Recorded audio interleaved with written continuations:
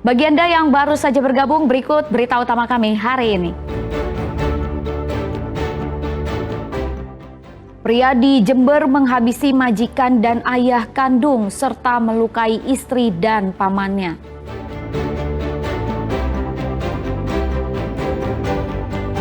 Pulang dari tugas, anggota Satlantas Polres Ngawi tertabrak truk box hingga meninggal dunia. Curah hujan tinggi, puluhan hektar tanaman tembakau di Jombang rusak. Petani terpaksa panen dini.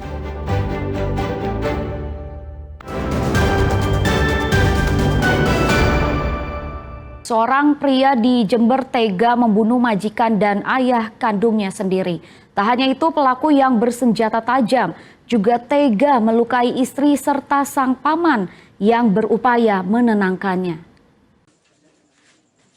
Warga desa Umbulsari, Kecamatan Umbulsari, Jember, Selasa malam digegerkan dengan peristiwa pembantaian yang dilakukan Imam Nur Hakiki.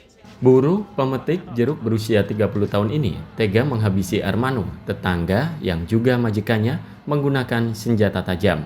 Belum jelas apa pemicunya, pelaku yang kalap tiba-tiba mendatangi korban di rumahnya lalu membacoknya hingga tewas. Ayah kandung pelaku, Syafi'i, juga dihabisi gara-gara mencoba menenangkan amarah pelaku.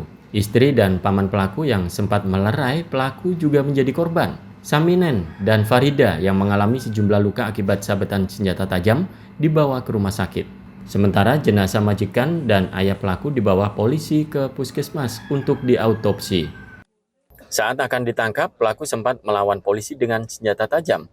Petugas terpaksa mengambil tindakan tegas dan terukur dengan tembakan di kakinya. Yang diserang oleh pelaku ini berapa orang?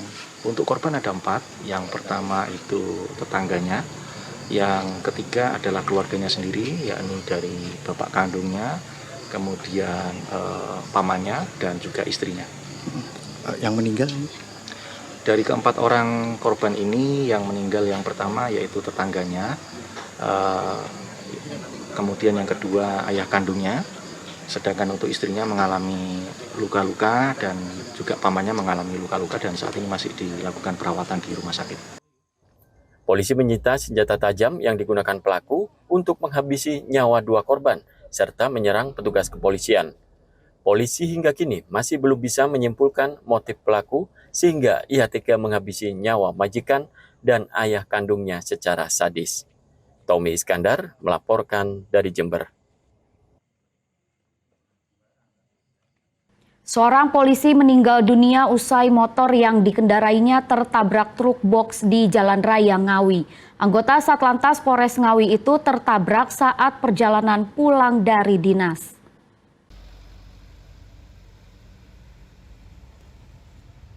Kecelakaan melibatkan truk box dengan motor yang dikendarai oleh anggota Satuan Lalu Lintas Satlantas Polres Ngawi terjadi di Jalan Raya Ngawi, Solo. Tepatnya di depan rumah makan Duta Desa Watu Alang, Kecamatan Ngawi, Kabupaten Ngawi, Rabu pagi. Bribka Sidik Pramono tewas di lokasi kejadian karena terluka parah. Jenazahnya langsung dibawa ke Rumah Sakit Umum Daerah RSUD Dr. Suroto Ngawi untuk divisum. Polisi yang datang ke lokasi langsung melakukan olah TKP. Sopir truk box berikut kernetnya langsung dibawa dan dimintai keterangan di kantor unit Gakum Satlantas Polres Ngawi. Kecelakaan bermula saat korban perjalanan pulang dari dinas dengan mengendarai motor ke desa Jengkrik. Di lokasi kejadian, korban tiba-tiba mengambil haluan ke kanan. Naas saat bersamaan dari arah berlawanan muncul truk box yang dikemudikan Ahmad Setio Bakti, 35 tahun. Karena jaraknya terlalu dekat, sopir tak bisa menghindar hingga terjadi tabrakan. Nyalip itu ada saya, situ nggak nyampe dia, banting ke kanan, kena dia. Jadi dia dari arah timur gitu? Ya, dari Pak polisi dari arah timur? Dari arah timur. Itu kelihatannya mau ke kanan, dia nyalip gitu? Ya, dan mau mendahului yang depannya itu berhenti bu. Buang kanan gitu? Buang kanan. Terus tertabrak truk hamba? Tertabrak itu saya. Bekas ban menunjukkan kecepatan mobil roda 4 yang lumayan kencang. Di sini kita masih mendalami dari saksi-saksi dan informasi lain terkait seberapa kecepatan yang dilakukan oleh pengendara roda 4. Kasus kecelakaan ini kini dalam penanganan unit Laka Lantas Polres Ngawi, sementara kedua kendaraan disita sebagai barang bukti. Dirgo Suyono melaporkan dari Ngawi. Mayat seorang wanita muda ditemukan di kamar rumah seorang warga Pasuruan tanpa busana. Pemilik rumah telah menghilang sejak 3 hari lalu. Warga desa Kambingan Rejo, Kecamatan Grati, Pasuruan digegerkan dengan penemuan mayat seorang wanita muda di salah satu kamar rumah Zainul, warga setempat. Mayat ditemukan dalam keadaan mulai membusuk dengan posisi telentang di lantai tanpa busana. Mayat wanita muda yang belum diketahui identitasnya itu ditemukan pertama kali oleh Sumi, tetangga sekaligus kerabat pemilik rumah yang mencium bau busuk di sekitar rumahnya. Karena curiga bau busuk itu berasal dari rumah Zainul, ia kemudian masuk lewat pintu depan yang tak terkunci. Bau, ini aku buka, lah kok anu man, ono wongi di kamar itu. Meninggal. Telanjang ya. Waktu jenazah pertama itu lukanya di mana saja? Aku ya tak delok le. Nggak kuat. Ah, tak kuat nang bau ya aku. Pembunuhan tadi. Ya tak ero sene, ya apa tak ero aku le. Jadi bunuh ya kapan tak ero aku pokok erone aku ngene le. Ngene kata meninggal iku kata bau kuwi.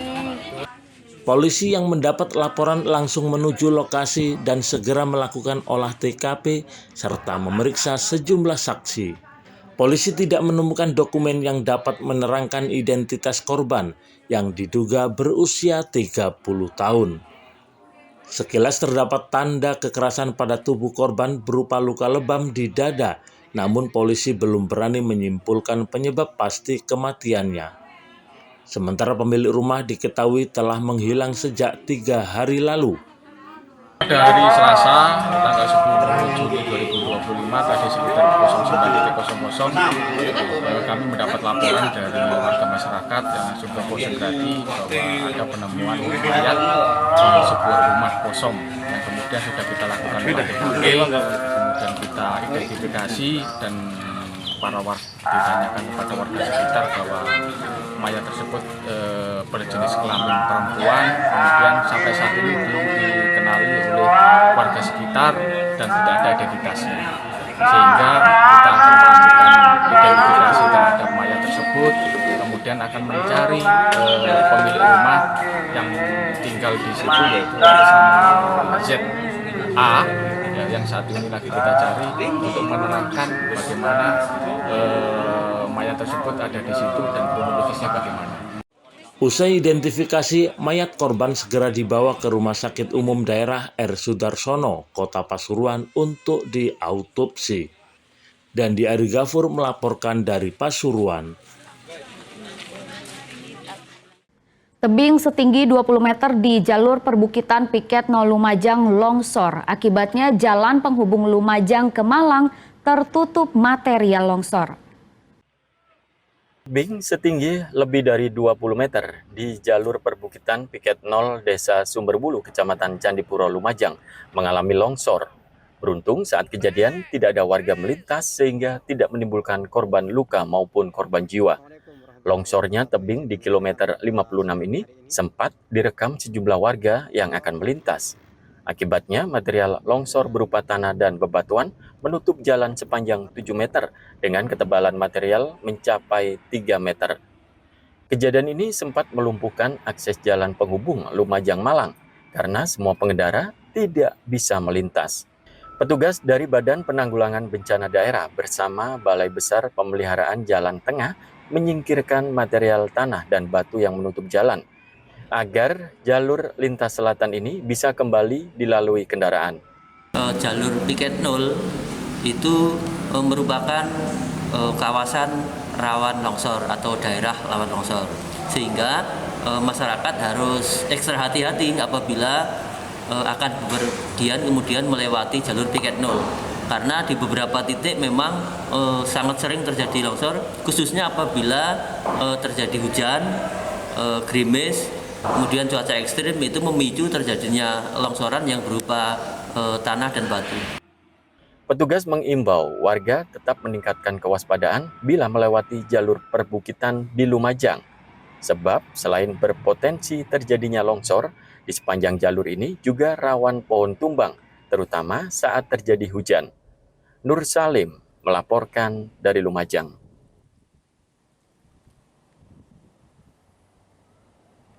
Akibat curah hujan tinggi, puluhan hektar tanaman tembakau di wilayah Kecamatan Kudu, Kabupaten Jombang rusak. Untuk menghindari kerugian yang semakin besar, petani terpaksa melakukan panen dini. Sejumlah petani tembakau di Kecamatan Kudu, Kabupaten Jombang harus menerima kenyataan pahit. Upayanya menanam tembakau gagal setelah tanamannya terus diguyur hujan. Padahal mereka memprediksi tanaman tembakau akan tumbuh sehat, sebab pada bulan Juni ini sudah mulai memasuki musim kemarau.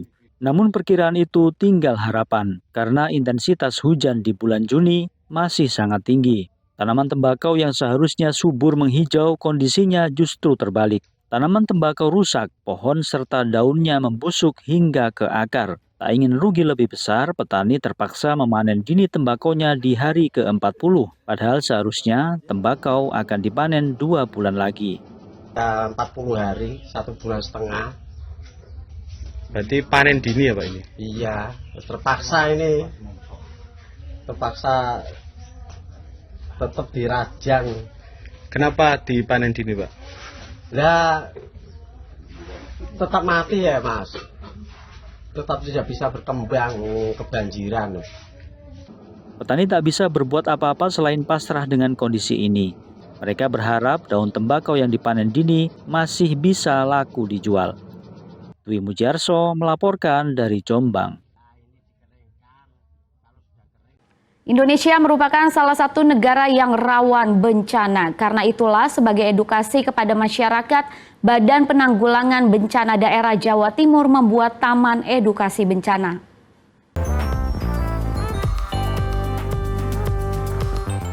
Indonesia merupakan negara rawan bencana karena berada di cincin api Pasifik, yakni pertemuan 3 lempeng tektonik dunia, yaitu lempeng Indo-Australia, lempeng Eurasia, dan lempeng Pasifik.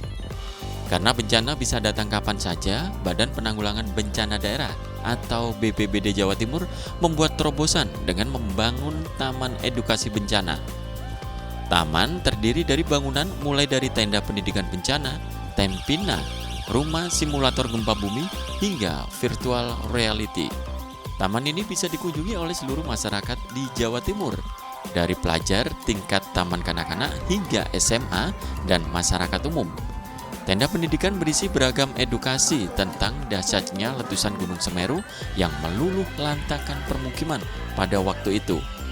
Selain itu, di sini anak-anak juga diajarkan bagaimana cara kerja alat peringatan bencana seperti tanah longsor yang akan berbunyi jika terjadi gerakan pada struktur tanah. Juga peringatan dini banjir sehingga masyarakat di sekitarnya bisa segera menyelamatkan diri. Banjir sehingga masyarakat atau adik-adik itu bisa tahu, oh fungsinya EWS itu apa. Lalu juga terjadi bencana gempa bumi atau gunung meletus di Jawa Timur seperti apa, semua ada di sini.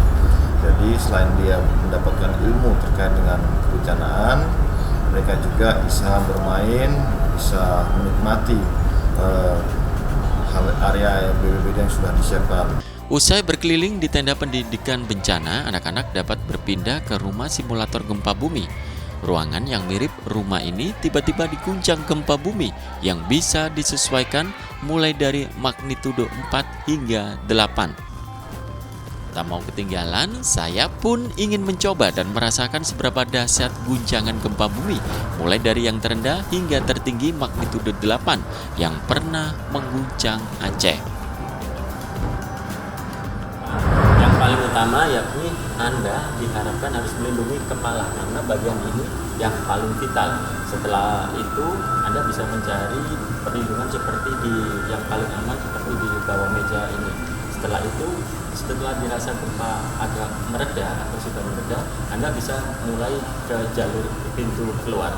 Warga mengaku senang bisa belajar mitigasi bencana. Mereka bisa memahami bagaimana harus bertindak dan menyelamatkan diri ketika terjadi bencana seperti gempa bumi.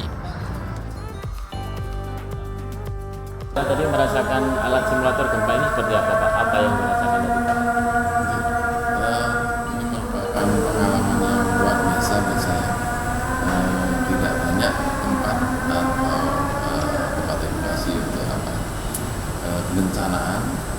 Kebetulan di Jawa Timur mungkin satu-satunya ini, bahkan mungkin di Indonesia. Taman Edukasi Bencana bisa dikunjungi secara gratis oleh seluruh masyarakat dan pelajar. Namun bagi rombongan pelajar terlebih dahulu harus mengajukan surat dan akan diberikan jadwal jam berkunjung. Taman Edukasi Bencana BPBD Jatim ini buka mulai pukul 8 pagi sampai pukul 4 sore tiap hari kerja. Sri Rama melaporkan dari Surabaya.